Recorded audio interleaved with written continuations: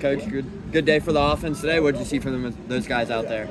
Yeah, I mean, yesterday was a good day for the defense. Today was a good day for the offense. And that's what you want to see, I think. When you go through these practices, and you start, you're going to have some guys make plays on one side of the ball or the other. Obviously, you don't want one side dominating. I think you want to have some good variety of who's doing really good out here. But, yeah, offense today was good. 7-on-7 had a good day with that today.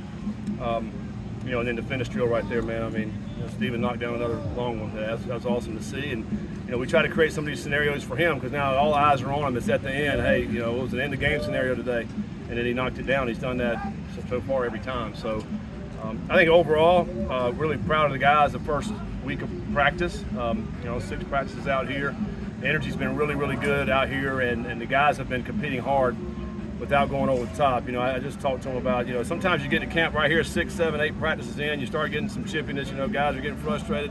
Guys are fighting for positions, but we got to be cognizant of it. We're trying to get each other better without going too much, not after the whistle and all those type things. That's just being disciplined. What are you most pleased about out here, the biggest takeaway? Well, I think throwing and catching really good so far in the first 6 days. I think that's certainly been a positive because, we got a bunch of new wideouts this year. So, trying to work the chemistry with that. That's certainly been good. Also, how the defense has been flying around, I think that's been a very positive thing too. Because in the back end, I feel like we got a lot of new faces back there. The guys have, gotten lined up, flying around to where they need to get to. A lot of bodies at D-line, so that's been awesome this year compared to last, where we had to rotate a lot of guys in there and keep those guys fresh. But overall, to me, it's just team chemistry and the way that the guys are working against each other has been very positive. The coverage on the back end has been really good so far. Today, maybe get back to the tape and figure out why so many guys are running open. There's some contested catches down there, I thought, today, but our receivers made some great ones today. And the big thing is for me, the defensive backs is keeping them in front, keep everything in front, don't let them get behind you. Obviously, you get behind, that's where you're giving up the big plays and for touchdowns. And so we certainly cannot do that. If we're doing that, we got to go back and make sure we're getting back. And I think I'll go back and look at this tape to see exactly what was the issues today, and get better from it. It's day 6. We got time to get better and learn from it.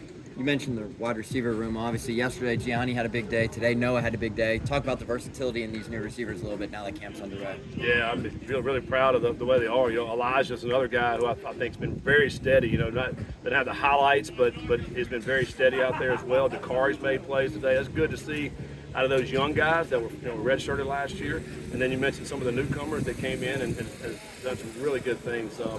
Gio was a freshman, what he did yesterday was awesome. I think he had 3 touchdowns yesterday. And so Noah had a big day today. Noah's been very solid as well. Of course, Caldwell, we've talked about him, and Cyrus and Goody. I think we got a really good complement of receivers out there. There's a lot of different tools in the toolbox right there. You got some bigger guys, some guys with speed. That's a really good mix. And I think the quarterbacks are really enjoying, some of these weapons that we have to throw to this year. Sometimes when you see Dontay make a play like he did in the backfield, remind you real quick of, that guy's really good. Yeah, every time I see Dontay coming in, I'm like, oh crap, here we go. Because sometimes it's not good. When the other guys in there, okay, we probably can make this play happen. But Dontay's in there, he's very disruptive. And it's really a lot of times, he may be getting blocked, but there you're going to be in the backfield on top of the running back, quarterback, and that quarterback starts to feel that pressure. So, yeah, he's a force in there, and love to see him healthy and actually flying around making some great plays. Scott, this guys that can open up some more pass rushing opportunities for Dontay and access some more sacks for you guys. Yeah, I think, we all know we're based in a 3-down front. I think really, CJ up front, Marquaze, Parker are 2 guys I think up front that can really get after the passer. And then, utilizing our linebackers, we got some speed at linebacker. And we got to utilize those guys. These guys are some of our fastest guys on our team, but they're, 235, 240, so we're utilizing, Golday and Simeon and JT. JT yesterday had some great reps, pass rushing. Trying to get blocked by a tackle, a running back, and a tight end, and all 3 he was able to get around. I think he's very slippery. I think he's had a really good camp so far. So utilizing those linebackers and being able to be versatile on defense. Last year we were not very versatile. We got to be able to mix it up and do some different things and be able to bring different guys to put pressure on the quarterback. Scott, this program is only 3 years removed from playing in the college football playoff, and after seeing what Arizona State last year surprising teams in college football, how confident are you in your message to the fan base that this Bearcats team can do the exact same thing, compete for a Big 12 championship and CFP berth this year? Yeah, I mean, we finally feel like, hey, this is the team that's really be competitive in the Big 12 and in the national scope because, obviously we know where we're at the first year and then where we're at the second year. We got better, and I think we've built for this team right here. This team, the fan base can look last year and see, okay, we were in most all the games, quite honestly. Didn't come out with a winning end on several of those games. So we have the talent, we have the ability, we got a lot of pieces in place. We got to go make it happen. That's the bottom line. And this league was proven last year, year before by West Virginia. I mean that anybody can go out here and compete and win this league. And if you win this league, you're going to have an opportunity, in the playoffs. And we saw what Arizona State did. I mean, toe-to-toe with a Texas team, I thought did an outstanding job. With so many guys on college rosters everywhere, is it still important to have this getaway from the normal routine on campus?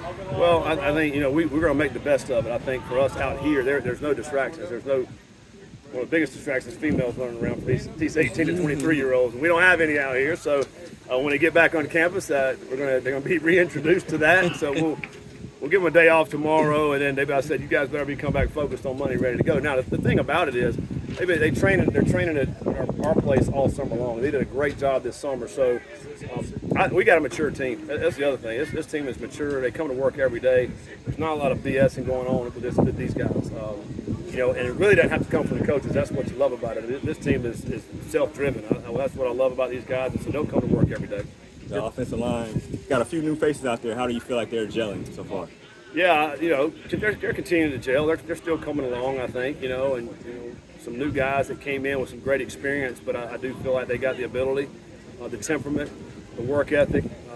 And it's still going to take the next few weeks we have to keep those guys coming together, and then also getting those next guys, the 6, 7, 8 guys in the offensive line to be able to go out and play at a high level.